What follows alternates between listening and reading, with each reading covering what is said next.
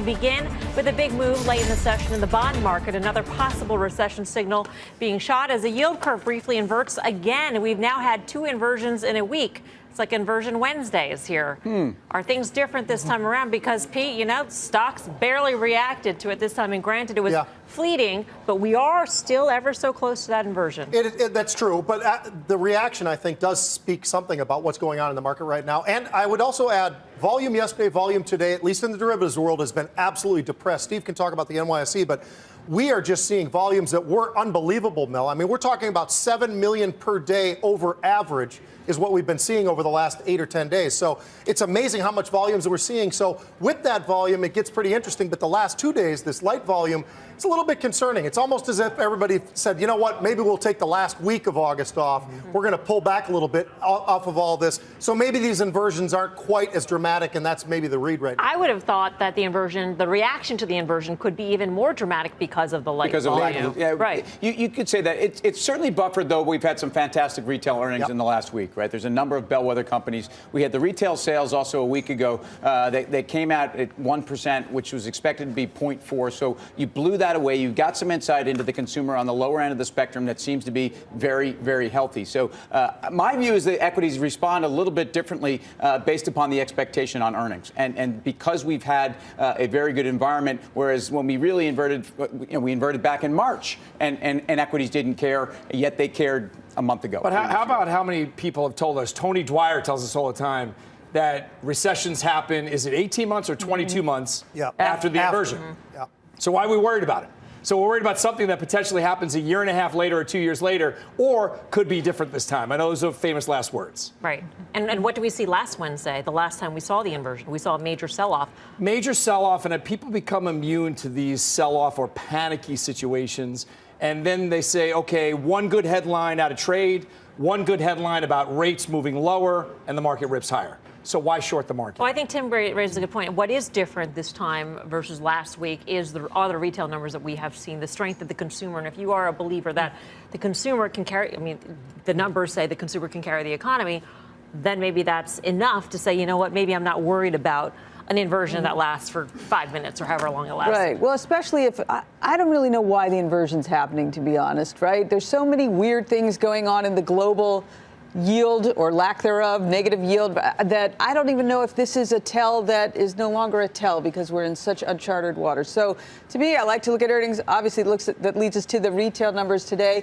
The consumer is employed. The consumer's wages are going up. Their gas prices are down. Their mortgage payments are down. I mean, that's a lot of really positive things going on for the consumer, and we are a consumer-driven market, so we should be rallying. So you could have an industrial recession, basically, and the consumer is still thriving. And the one that hasn't reacted to it have been the home builders. Even though the home builders have somewhat performed okay, we're starting to see people come back into those. Rates are moving lower. People are buying the home builder stocks again. You know, to Karen's point, Trump today was making some comments, and he said basically we are competing with Germany. And what did we see from Germany today? We saw for the first time them selling negative yielding 30-year bonds. It wasn't the plan, though. Didn't go so well. It would be zeros. And it didn't go so well. Go figure. But I mean, you wonder why there's demand in U.S. Treasuries. It's because what else are institutions going to buy? I believe that U.S. Treasury yields are being pulled down by Germany. And I believe that Europe is really the epicenter of where the greatest concerns are, where I think that there's not as much policy opportunities in the toolbox. And I think where there's more political discord. At the end of the day, Asia can do what they want. China can do what they want. China has an enormous amount of flexibility, in my view, despite the limitations of their economy. So I think it comes down to also just market, once again, positioning and perception. When we went yield curve, everyone lost their head. Everyone acted like this was the end of the world, when in fact it didn't change the dynamic for the U.S. economy. The flip side of that today is I wouldn't say, hey, everything is so great, let's not worry about it. You have the same dynamics. Global PMIs, some of the ones that came out this week, including those in Germany today, awful. So I think we have to be concerned about slowing growth. I think the U.S. economy is slowing, but the good news here is that it's not going out of business, and I think that's where markets have come to, and that's healthy. Yeah, and take a look at Target and Lowe's today. Target and Lowe's, does that paint the picture of the strength of the U.S. consumer, or are they idiosyncratic stories? I think it's a combination of it does paint the picture of the consumer having strength. But I also have to say that I think there are names out there, Mel, where it really does start management, fundamentals. Are they executing? And those absolutely are. I mean, today everybody's patting Brian Cornell on the back. They should be. But they should have been doing it back in January. I mean, when you go back to each quarter over the last 3 or 4 and his excitement about the consumer and what he is seeing, and his vision has been far more correct than many of the others who said, hey, look, we're seeing a lot of negativity going on right now. Brian never said that. Right. Brian talked about how bullish things were. That acquisition of Shipt for $500 million was absolutely brilliant. I mean, that's just a year and a half ago and that was they only made that. $5 million. Yeah, I mean, right. I mean, it's unbelievable. It's unbelievable. But Lowe's also, the fact that they're actually making inroads, they've got the CEO who's now actually turning the corner, something I didn't know that they even could do.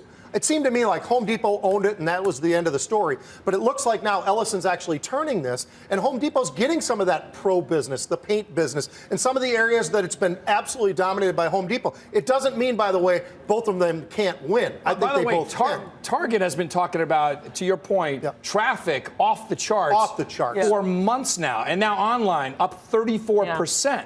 They're clicking on groceries. They're clicking on apparel. They're clicking on everywhere they need to perform. They're performing. Yeah, I mean, Target has really done a great job, and there's a lot to like about this quarter. And the thing that's most important, that was most interesting to me, is how much the stock was up and why. So let's look at a chart we have of Target's PE. Today, Target found a new PE ratio. All right, we don't have a chart. We do. Okay. So look at what happened to that PE ratio today. Target was sort of a show me story, show me, trading at a discount to Walmart's PE. It's still at a discount. But today, the market finally decided, all right, Target is definitely a survivor. They're doing a great job. I mean, a lot. You hit a lot of things that they did well. This re-rating is actually pretty interesting to me. It was up more than I thought it should be, actually. I did sell some upside calls against it. I feel like it was just a little too much euphoria. Great for them. I'm still long for sure. They're doing a great job. But this was interesting to me. Lowe's also up a lot. They did some really good things. There were some questions about their ability to execute. They seemed to put some of those questions to rest. Good for them. Home Depot up today off of Lowe's being up, which was off Home Depot being up. So if you're a retailer like they're that's trading, doing it right, they used to trade as one block, and now you have Walmart performing, you have Target performing, and you also have Costco performing. So there's ones that have the leverage over the suppliers, whether or not the tariff situation gets any worse or not. Do they have the ability to haggle with suppliers? And those 3 names do have the ability. Well, what Target was able to do was improve the gross margin. I think that has a lot to do. 32 basis points of improvement in gross margin means you're going to re-rate. So, I'd like to say I'm not wrong on Target. I'd like to say I certainly don't think I want to be in the big box retailers, and I think that's a place that's overly crowded. Target traded at a massive discount to Walmart, which is also re-rating.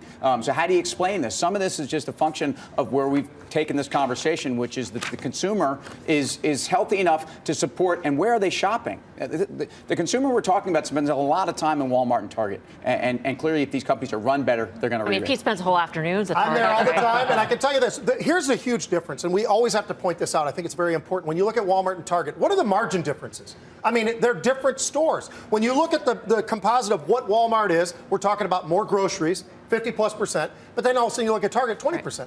And I think that's the huge thing. And you talked about margins, of course, but look at the profits. I mean, the profits being up, the operating margins are absolutely incredible right now for Target, and they just continue to execute. They made hard decisions, Mel. They had to close Canada. And it's just like Lowe's. Lowe's, what are they doing? They had to close stores that were not performing. And those are not easy decisions to make, but these are CEOs that are making the tough decisions that need to be made so in the future they can see the profits. The $7 billion remodel scheme for Target, that has absolutely been a home run. So, but here's my question. The consumer looks great right now. The consumer looks really strong. Are you building up for a would you rather? No. Why does everybody think that? I didn't feel I've got other. We just got the graphic. I've got other games in my quiver. It's not a game, though. Sorry. This is simply a question. This is serious. It's not a game, Karen. A serious question. We were just talking about Germany. We were talking about woes around the world.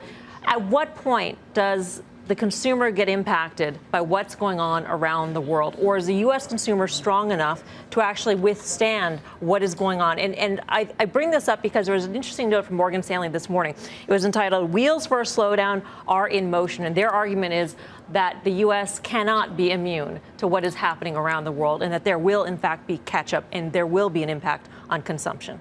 Okay, that's a serious question. You had a little extra seriousness at the end. It's a serious question. It's not a game. You guys want to play the game? The linchpin is the consumer employed? And what are their prospects for employment, right? Do they feel like I have a good job or I could even get a better one, which is what they all feel now, right? So I think that is the absolute linchpin. I don't think the consumer cares about the 2-year, 10-year spread. Oh, I don't think so either. But I think CEOs, if they start to care and pull back on their employment, that's to me the number one thing. But we're not seeing them. But we have seen them not spend on capex or business and investment. I mean, we've seen that slow down dramatically. Right, but I think that you're going to start to see the same way that we kicked it all off with, does the yield curve matter? Does it matter this time? Are we going to recession? The consumer doesn't seem to care. And I think that now you're going to start to see CEOs investing through it. It's like NASCAR. You go right for the accident. You don't try to avoid the accident. I think they're going to start to think that they don't care. So that is a real NASCAR. Right. Through the tariffs. So they know, or they're starting to think, hey, we've pulled back on the reins a little. We're so worried about this, that, and this. But you can't wait forever. It's like money managers. You're paid to invest. CEOs are paid to run companies. They have to run the company, whether it's a So they're going to build a plant in Ohio now, they're going no to have matter to what? start having the conversations that Apple had with the president, saying, hey, look, you're giving Samsung an unnecessary advantage over us. They're going to have those conversations. Not every CEO out there is Tim Cook, though. Not everyone's Tim Cook, but they're going to have to invest through terrible environments, good environments, and mediocre environments. Look, if you look at the rest of the world and how our market responded last year about this time, the same thing was going on. Okay, we went through last summer basically kicking butt against the rest of the world. That trade turned suddenly in October when we started to see some data points in this country. The Fed was part of it. Some sense that policy was going to. Well, it certainly played a role. We had weakened earnings. We had weakened earnings and comments from conference calls that really caused a lot of concern. Sure. Yes, but I think it was both trade and the Fed, and then the Fed really dragged us down. Yeah. So anyway, to whistle past the graveyard in this and say we're totally immune, I think is I know it's a global economy and not as global possibly. We're certainly a lot more immune. I also think that core inflation it's printed north of 2% for 8 or 9 months in a row. We do have inflation in this country. To think that this won't feed through to products, a lot of these retailers have been eating it. Walmart can do that. Walmart can do whatever they want in terms of pricing. Not everybody is Walmart.